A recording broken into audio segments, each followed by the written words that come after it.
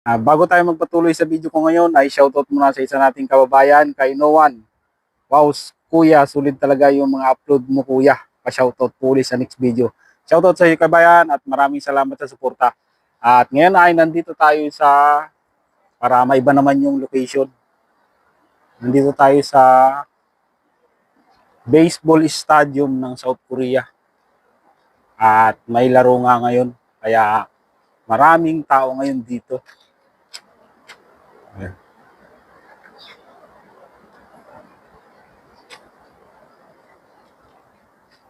Ganda dito mga kabayan.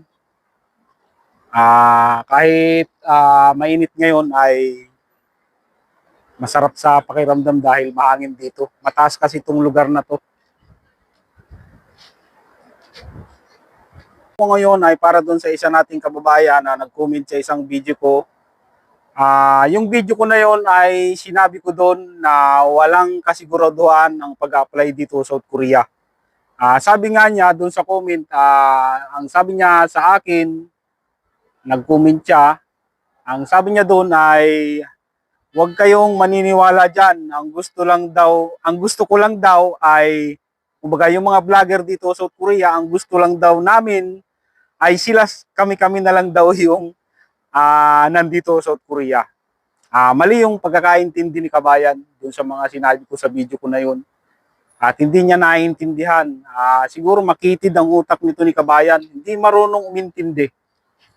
Ang sinabi ko dun sa video ko na yun ay wala talagang kasiguraduhan. Kasi kahit pumasa ka na sa APS topic exam, kahit may approval ka na at waiting ka na lang ng employer, ay wala talagang kasiguraduhan. Ito yung masasabi ko sa iyo kabayan, kahit pumunta ka sa DMW, ay isa lang ang isasagot sa iyo. Magtanong ka ron, pumunta ka sa DMW, isa lang ang isasagot nila sa iyo. Ang pag-apply sa South Korea, kahit na ipasa mo na lahat ng proseso hanggang magka-approval ka, ay wala pa rin kasiguraduhan. Sinasabi namin yun dito, sinasabi ko yun dito, sinasabi yun ng ibang vlogger dito sa South Korea kasi yun naman talaga yung totoo. Ito yung isang example ni kabayan na makitid ang utak na hindi makaintindi. Yan yung example ng mga tao, ng mga Pinoy na hindi dapat pinapapunta dito sa South Korea. Hindi siya marunong umunawa. Kami dito, yung mga vlogger dito sa South Korea, sinasabi lang namin yung totoo kasi ayaw naming madismaya kayo, lalong-lalo na yung mga babae. Pero ang totoo naman talaga niyan ay marami naman talagang nakakaalis. Paswertihan na lang talaga kung sino yung magkaka-employer. Sa mga lalaki, paulit-ulit ko na itong sinasabi, kung mapanood mo man ito kabayan, yung nag-comment sa video ko, kung mapanood mo man to, halos lahat ng lalaki ay nakakaalis. Sa mga babae talaga ay siguro mga 5%, mga ganon. Pero sa mga lalaki ay nasa 1% lang yung hindi mga nakakaalis. Doon sa sinabi ni kabayan na kami-kami na lang daw dito sa South Korea ay malabong mangyari yung kabayan dahil may kontrata kami dito. May pinirmahan kaming kontrata at sa bandang huli, hindi naman forever dito sa South Korea. Uuwi at uuwi din kami. Pera na lang dun sa mga nagpalit na ng visa, yung talagang gusto nang tumira dito sa South Korea, ayun talaga, hindi na uuwi yun. Pero yung iba talaga ay umuwi. Kaya hindi mo pwedeng sabihin na ang gusto namin ay kami-kami na lang dito sa South Korea. Saka maraming Pinoy sa Facebook, sa YouTube, ang nagtuturo kung ano yung mga nangyayari dito sa South Korea, kung ano yung mga dapat gawin pagdating sa company. Kaya kung ganon ang gusto namin ay hindi na namin kailangan na magturo ng paano mag-apply dito sa South Korea, paano ang gagawin kapag first time mo pa lang sa company. Nandiyan pa yung mga nag-share ng mga vocabulary na lumalabas sa APS topic exam.